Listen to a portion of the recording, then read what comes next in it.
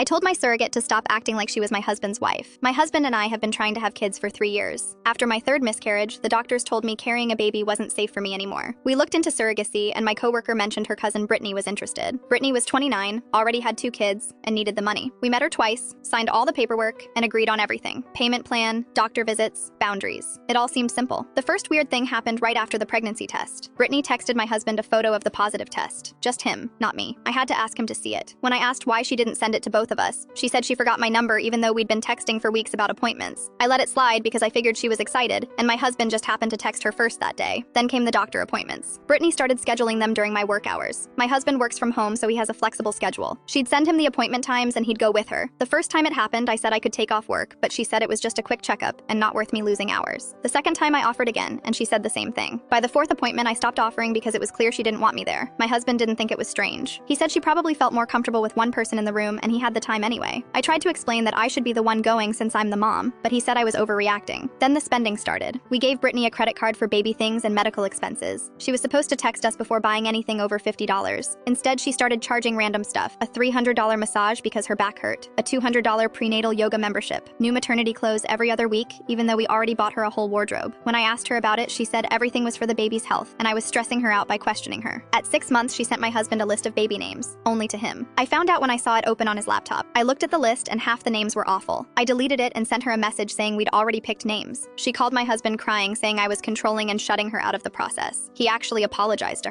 her. Last week, she invited us over to discuss some things. Her mom was there too, which should have been my first clue this was about to go sideways. Brittany sat us down and pulled out a list she'd written on notebook paper. She said there was confusion about expectations, and she wanted to clear things up. First thing on the list was the baby names. She said since she was carrying the baby, she should get to pick the middle name at least. Second was money. She wanted the credit card limit raised and a weekly cash allowance for groceries and gas. Third was time with the baby after birth. The original agreement was she'd see the baby once a month for the first year if she wanted. Now she wanted weekly visits and to babysit whenever we needed it. Fourth was the delivery room. She said only my husband should be there because the hospital has a 2-person limit and she needed him there for support. I sat there staring at this list. My husband looked confused but didn't say anything. Her mom jumped in and said Brittany had been so stressed because I kept undermining her and making her feel like an incubator instead of a person. That I didn't appreciate the sacrifice she was making. That I should be grateful she was giving us this gift. I stood up. I looked right at Brittany and said she needed to stop acting like she was my husband's wife and this was their baby. That she was our surrogate. That we appreciated her, but she was crossing lines and excluding me from my own child. I reminded her we had a contract. That she agreed to terms. That this wasn't her baby to make decisions about. Brittany started crying. Her mom started yelling at me, saying her daughter put her body through hell for us, and I was treating her like garbage. My husband finally spoke up and asked me to sit down and calm down. That made it worse. I told him he'd been letting this happen for months. I grabbed my purse and left.